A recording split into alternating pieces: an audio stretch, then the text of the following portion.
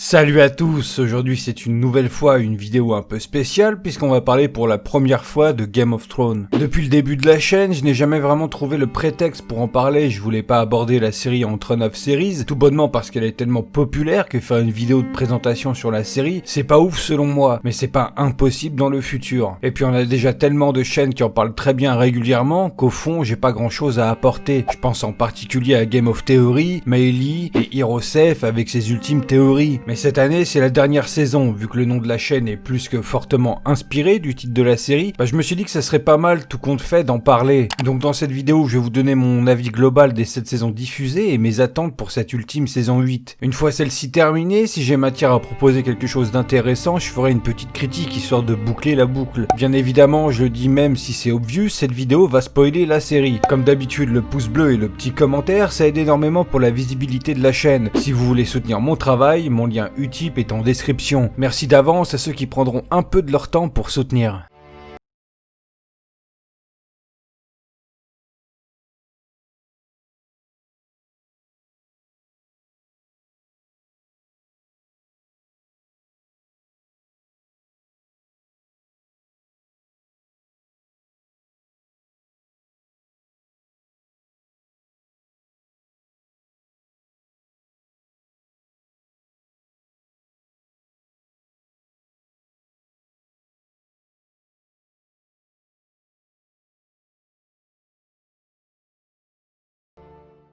Je me souviens avoir commencé la première saison de Game of Thrones quelques temps avant que la saison 2 ne débute. Avant de me lancer, j'avais eu énormément de mal avec la série parce qu'un bon paquet de personnes répétaient à quel point Game of Thrones était une série très lente, où il ne se passe pas grand chose. Et à ce moment-là, les séries lentes qui m'accrochent pas d'entrée, c'était très peu pour moi. Mais, bien sûr, comme un bon paquet de monde, un ami m'a convaincu de regarder ne serait-ce que le premier épisode. C'est ce que j'ai fait et je ne suis clairement pas déçu puisque nous voilà en 2019, la dernière saison approche, le monde entier l'attend et je vous fais cette vidéo. Par envie de ne pas faire une vidéo hyper longue, je vais vous donner mon avis sur les 7 saisons à ma façon, puis mes attentes pour la 8ème. Il est donc plus que probable que je passe à côté de détails plus ou moins importants à travers les saisons que vous auriez trouvé légitime d'en parler. Si c'est le cas, je vous invite à m'en parler donc dans les commentaires, histoire d'échanger sur nos meilleurs souvenirs de la série jusqu'à présent. Could you lend me a hand?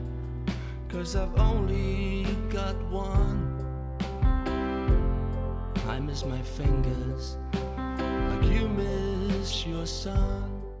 Ah, la première saison, les débuts, le commencement de la découverte d'un univers qui s'étendra à travers les saisons. J'ai fortement apprécié suivre la famille Stark, en particulier à travers Ned, qui est très clairement mon personnage préféré de la série malgré sa mort rapide. Le personnage de Sean Bean est très clairement mis en avant comme le personnage central de la première saison. On suit son parcours, ses difficultés en tant que main du roi, jusqu'à ses découvertes qui lui coûteront malheureusement la vie. Mais cette mort n'est clairement pas vaine puisqu'elle nous ouvre à cet univers qui attire au point d'être assez curieux pour voir ce que donnerait la suite de cette série sans un personnage qui était aussi important et au cœur de cette première saison. Cette saison nous introduit donc énormément de personnages, énormément de sous-intrigues, les impliquant tous d'une manière ou d'une autre, sans parler bien sûr des personnages secondaires qui deviendront par la suite de bons personnages récurrents, parfois principaux. Mais ce qui m'aura tenu en haleine durant cette première saison, hormis Ned Stark, c'est l'introduction des marcheurs blancs dès la première scène. Cet intérêt pour ce mystère, l'envie d'en savoir plus sur eux, mais c'est surtout ce jeu autour du trône, le Game of Thrones donc. Ce jeu qui aura fait tuer Ned Stark en fin de saison 1, cette élite de personnages qui tirent plus ou moins les ficelles du pouvoir. Cersei, Littlefinger et Viserys en pole position au début, puis d'autres qui viennent à travers les saisons. HBO avec Game of Thrones a vraiment lancé cette assurance qu'une grande série TV peut porter en son sein un florilège de grands acteurs, de bons acteurs. Je suis convaincu que le succès des premières saisons de Game of Thrones a vraiment permis à ce que de grands acteurs osent songer à s'impliquer dans de bonnes séries. En 2019, voir un grand acteur de cinéma sur une série, ce n'est plus aussi surprenant que ça. Et ce, grâce à HBO, qui a plus que prouvé cela récemment à travers Westworld, qui a quand même l'immense Anthony Hopkins dans son casting. J'ai bien insisté sur Ned Stark parce qu'à mes yeux, c'est le personnage qui déclenche tout, qui lance entre guillemets la série vers une saison 2 que j'appelle la saison de transition, limite la saison de passage de pouvoir. Ned Stark meurt et sa mort a d'énormes conséquences sur le pays qui voit la guerre Stark versus Lannister naître. Et toutes les autres intrigues dormantes se lancent également, ce qui fait qu'on s'est attaché à plein de personnages au fil des saisons qui ont rejoint ou pas le Ned Stark. La saison 2 m'a beaucoup marqué grâce au conflit Baratheon versus Lannister, où c'est Tyrion qui sauve la cité grâce au feu grégeois, et l'arrivée bien badass du père Lannister qui débarque comme un seigneur à la salle du trône pour annoncer sa victoire à Cersei. Ce qui fait qu'on peut très bien aimer un Lannister malgré qu'il soit un grand connard. Mais ce qui m'a encore fait plus tenir en haleine pour la suite, c'est clairement la scène où Sam se retrouve sur le chemin d'une armée de marcheurs blancs. Une armée, pas quelqu'un qui traîne dans la forêt, une armée. Et c'est durant ces premières saisons que la majorité d'entre nous se sont beaucoup attachés à la famille Stark. On voit leur malheur s'enchaîner à une vitesse et une violence incroyable, jusqu'au coup de grâce avec la mort absolument inattendue de Robb, sa mère, sa femme enceinte et son fils unborn, nommé auparavant Eddard Stark. Autant dire que je chialais déjà en entendant ça, alors voir tous ces personnages mourir, ça m'a clairement tué dans l'œuf. Cette scène nous dit clairement « c'est mort les potes ». Stop espérer que les Stark éclatent les Lannister, c'est cuit. Le fils de Robb, Eddard, représentant bien sûr son grand-père, un héritier supplémentaire en plus de Robb dans l'instant, le cri, ce cri absolument horrible à entendre.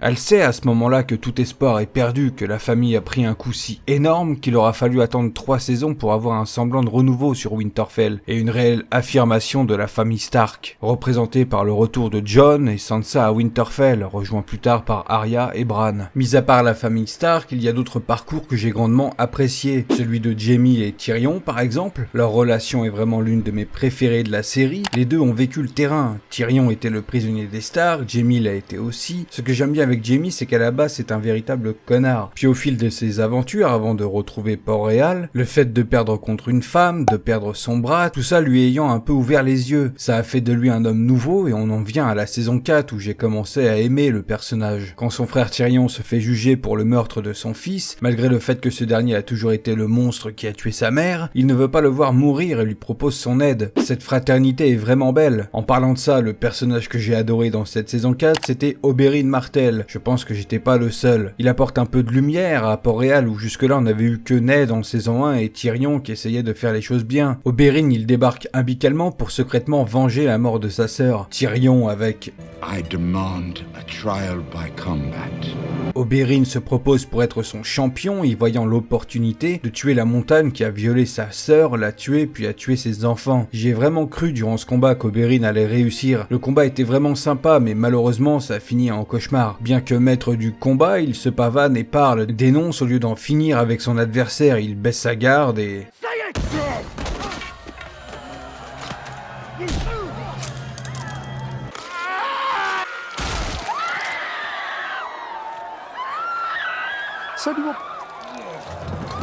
Une des scènes les plus horribles à vivre dans la série, qu'on aime ou pas Oberyn. Mais vous voyez, encore une fois, je m'égare tellement que j'aurais pu continuer à écrire en parlant d'autres personnages, c'est fou, allons droit au but. Mon avis global sur Game of Thrones, c'est que bien qu'elle a été lente durant ses premières saisons, une lenteur qu'on apprécie ou pas, arrivée à sa 5e, 6e saison, les événements s'intensifient et les intrigues s'approchent de plus en plus de leur conclusion, voire se concluent. Les batailles, les combats, les effets spéciaux ont toujours été de grande qualité malgré que ce soit une série qui passe à la télé. Une grande qualité qui a été à son apogée avec la saison 7. Je pense tout particulièrement aux épisodes 4 et 6. La bataille entre l'armée dirigée par Jaime et Daenerys sur Drogon et son armée de Dothrakis. Voir Drogon cracher son feu sur les armées ennemies, c'est tellement d'une beauté incroyable. Et donc l'épisode 6, la team des Avengers qui part au-delà du mur capturer un marcheur blanc pour la porter en preuve à Daenerys, puis par la suite essayer de convaincre Port-Réal de la menace de cette armée de mort en approche. Étant un grand fan de zombies, ayant attendu des années de vraies confrontations avec cette menace, qui nous est montrée dès le début de la série, autant dire que cet épisode est largement mon préféré de cette saison 7. On va pas se le cacher, les saisons 6 et 7 sont nettement plus attrayantes car elles ne posent plus vraiment d'intrigue, elles les concluent. Alors attention, les premières saisons sont plus que primordiales à regarder car elles ont aussi leurs intrigues, on a des conclusions de situation aussi, mais à échelle moindre, et surtout Game of Thrones ne serait pas la série qu'elle est sans ses débuts. Je conclurai en vous disant que bien sûr Game of Thrones est une des meilleures séries, qu'elle aura marqué toutes les générations qui l'ont regardé. Il n'y a pas que des jeunes qui regardent, loin de là, mais de grâce,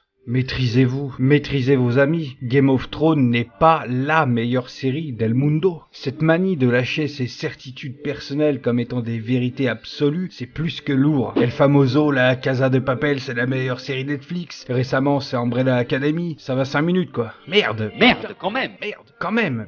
HBO a clairement réussi son pari. Encore une fois, la confirmation de tout ça vient avec Westworld. Je pense également que sans le succès de Game of Thrones, on n'aurait pas un The Witcher qui arrive sur Netflix avec en tête d'affiche Henry Cavill. PS, j'aurais préféré que ce soit Isaac McGowan, mais bon, c'est que mon avis. Et on n'aurait pas non plus une série Seigneur des Anneaux sur Amazon Prime qui arrive. Les séries se bonifient et augmentent en qualité, que ce soit scénaristiquement ou de par leurs effets spéciaux et les moyens donnés, qui sont de plus en plus conséquents en se rapprochant d'un budget de grosse production du cinéma. Enfin bref, je m'égare à nouveau du sujet, c'est parti pour mes attentes autour de la saison finale. I'm a Rastafarian, Targaryen.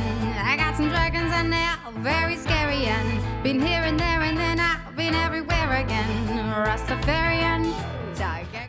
Ça y est, la saison finale démarre le 14 avril au soir aux USA et le lendemain en France sur OCS. Ce que j'attends de cette ultime saison, c'est une bonne conclusion, qu'elle soit positive ou mauvaise. En gros, que tout le monde meure ou pas, il faut que ce soit limite parfait. Et j'ose espérer que ce sera le cas. Mon envie la plus dingue, ce serait un flashback où l'on verrait Ned donner des conseils à Jon pendant que celui-ci fait face à un combat ou à une situation difficile. Et je me souviens qu'on parlait déjà d'un flashback avec Ned avant que la saison 4 ne sorte et ça ne s'est jamais fait. Mais j'oublie pas, j'ai toujours espoir, ce serait beau pour cette dernière saison. Le grand événement de cette saison sera bien sûr la bataille contre les marcheurs blancs, que je vois bien débuter vers l'épisode 3. J'en attends bien sûr énormément de cet affrontement, je le vois bien durer sur plusieurs épisodes, en mode l'armée des humains se fait pousser vers le sud, jusqu'à Port-Réal où elle se conclura. On aura visiblement aussi Jaime qui dirigera la flotte qui affrontera celle de Aeron Greyjoy. Je vois bien cette bataille être la première, genre en fin d'épisode 1 ou début d'épisode 2. J'aime beaucoup cette idée que Jaime se bat contre le gars qui veut se marier avec sa sœur pour ensuite la tuer derrière. Ça me paraît être une évidence que Jaime tuera Cersei. Arya voulant faire le kill en première, je pense qu'elle va se retrouver confrontée à la montagne zombifiée. Sandor va débarquer pour la protéger, tandis que Jaime s'invitera à cette petite fête au moment où Arya sera mise en difficulté par Cersei, d'une manière ou d'une autre. Je vois très mal Cersei se faire assassiner tranquillou, elle va se défendre. Ce sera pas facile quoi. Très envie donc de voir enfin le combat des Clegane que je situerai au moment où la bataille contre les marcheurs blancs se finit à Port-Réal. Bien sûr, je mise sur le meilleur des deux, Sandor, la badassitude à l'infini. Pour donner un peu plus de détails sur cette bataille, cette guerre contre les marcheurs blancs, je la vois donc durer jusqu'à amener les troupes jusqu'au port de Port-Réal, ce qui amènerait sûrement plusieurs batailles où à chaque fois les humains reculent, cherchant à réduire la horde, la disperser pour avoir plus de chances de les affronter dans des conditions favorables. Une fine stratégie sera de mise, forcément. En ce qui concerne le couple Daenerys-Jon, franchement c'est une situation qui me fout mal à l'aise parce qu'on sait que c'est sa tante, qu'ils font partie de la même famille, mais contrairement à Jaime et Cersei,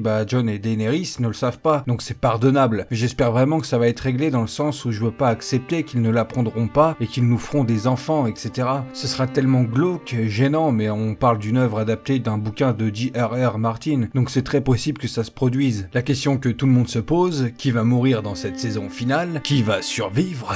En admettant bien sûr que les marcheurs blancs perdent, c'est très difficile de donner une réponse qui pourrait s'avérer vraie, mais je vais vous donner mes mises. En termes de survie, je mise sur Brienne, Jaime, Tyrion, Jon, Sansa, Missandei, Bran, Theon, Gendry, parce que je suis intimement convaincu qu'à la fin Jon ne voudra pas du trône et le laissera à l'héritier que son père avait découvert. Si Ned avait réussi, ça aurait été Gendry le roi je pense, donc c'est assez logique selon moi. Varys, Tormund, parce que je veux qu'il finisse avec Brienne, et Meera Reed, l'acolyte de Bran, un personnage que j'apprécie malgré sa faible présence globalement dans la série. Pour les morts, je mise sur Davos, Cersei évidemment, Sam, Jorah parce que c'est plus possible, faut qu'il meure, une belle mort pour une belle sortie, s'il vous plaît, Aeron et Yara Greyjoy. Après j'ai un peu le cul entre deux chaises avec les morts possibles ou pas de Arya et de Daenerys. Et j'ai oublié plein de personnages mais vous avez déjà une bonne petite liste. Donnez-moi en commentaire vos prédictions aussi, histoire de débattre là-dessus. Je pense que ce sera tout pour mes attentes en ce qui concerne cette saison finale. Je rêvais mais j'aurais tellement aimé que cette saison finale sorte en hiver, ça aurait été tellement beau. Winter is coming quoi. Et je rêve encore plus plus, mais au cinéma ça aurait été la perfection. Enfin bref, voilà pour ma première et peut-être dernière vidéo sur Game of Thrones. La série mère en tout cas, il n'est pas impossible que je donne mon avis sur les spin-offs à venir. C'est pas une vidéo ultra pertinente, mais j'en avais envie, donc c'est le plus important. J'attends avec impatience vos commentaires pour échanger sur tout ça, vos théories, vos prédictions, votre avis global sur la série, pourquoi pas. Tout ça bien sûr dans la bonne humeur. Si vous n'y êtes toujours pas abonné et que vous adorez Game of Thrones, je vous invite fortement à aller voir les chaînes de Maily Baelish et de Game of Theory qui font du très bon boulot et vous parleront de la série et de son univers beaucoup mieux que moi. Ceci étant dit, je vous invite à me rejoindre sur Twitter où je suis très actif et à activer la cloche pour ne pas louper les prochaines vidéos ou les prochains lives. Et un serveur Discord est à votre disposition. Sur ce, moi je vous dis à bientôt pour une prochaine vidéo.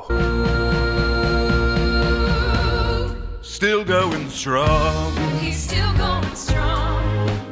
Yeah, yeah. He's still going strong.